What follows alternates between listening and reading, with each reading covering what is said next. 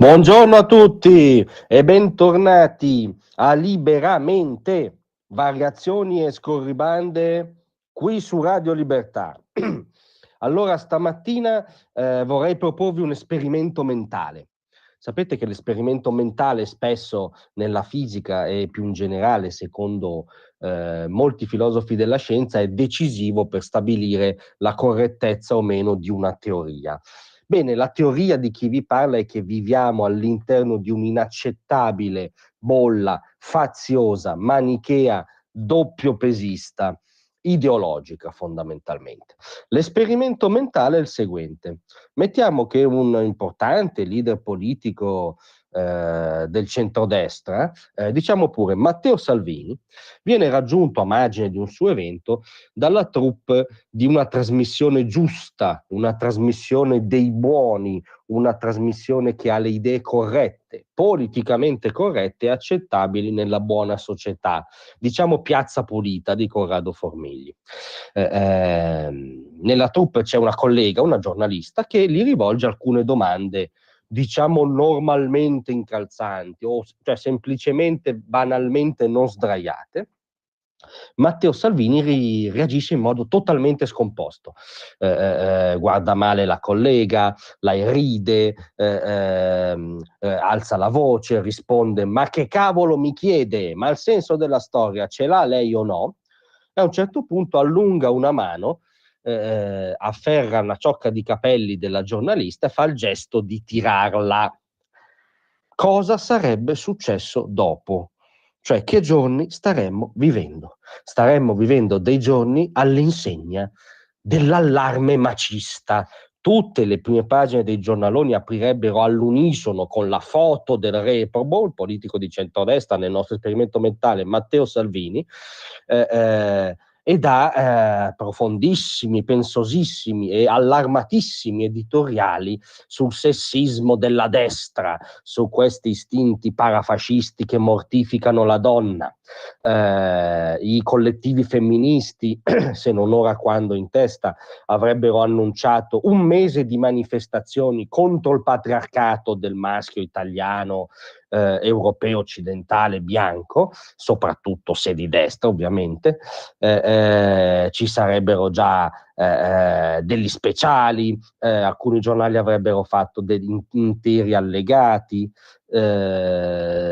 tutti i talk parlerebbero solo di questo. Pensate Lilli Gruber che puntata potrebbe organizzare, cioè in alcuni talk si farebbe la moviola del gesto del politico, no? Ci sarebbe il VAR del tiro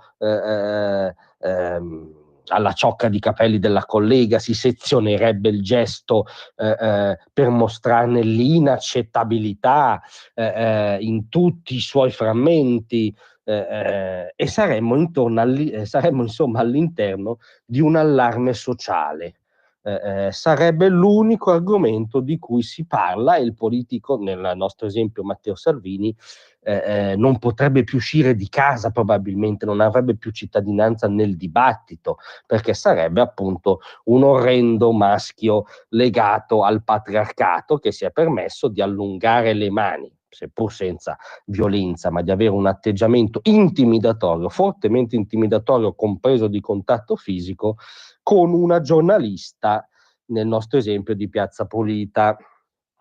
Ebbene, come tutti voi immagino saprete, è successa una scena uguale e contraria, cioè tutto quello che abbiamo narrato è vero, ha avuto come protagonista l'ex presidente del Consiglio, ex presidente dell'IRI, mamma santissima del progressismo, meglio del cattocomunismo nostrano, Romano Prodi.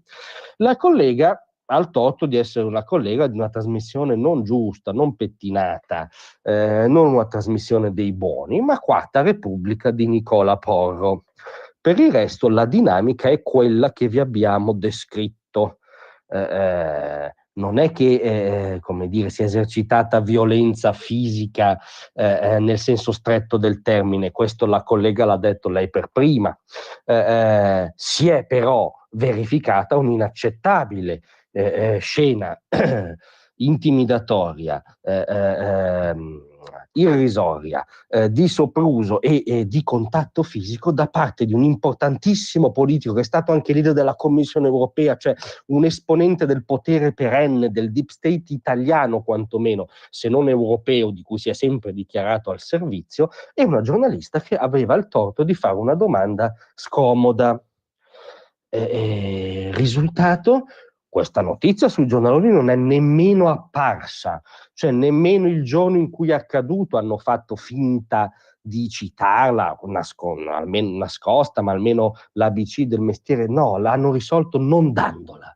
Nessuna femminista si è fatta viva, nessuno dei giornalisti o organizzazione che si ispira all'articolo 21 della Costituzione ha emesso sillaba. Nel caso opposto del politico di centrodestra avrebbero ovviamente parlato di libertà di stampa in pericolo, ci avrebbero accostato, presumo, alla Cina.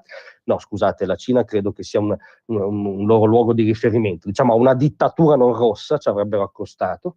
Insomma saremmo all'interno di un'isteria. Non sta accadendo nulla, anzi accade che un altro importante esponente della sinistra storica di questo paese, Fausto Bertinotti, rilanci, perché alla 7 ha spiegato come lui, virgolettato, di fronte alle citazioni della Premier Meloni del manifesto di Ventotene, avrei lanciato un oggetto contundente contro la Presidente del Consiglio, magari facendomi espellere, perché bisogna segnalare che un limite è stato oltrepassato.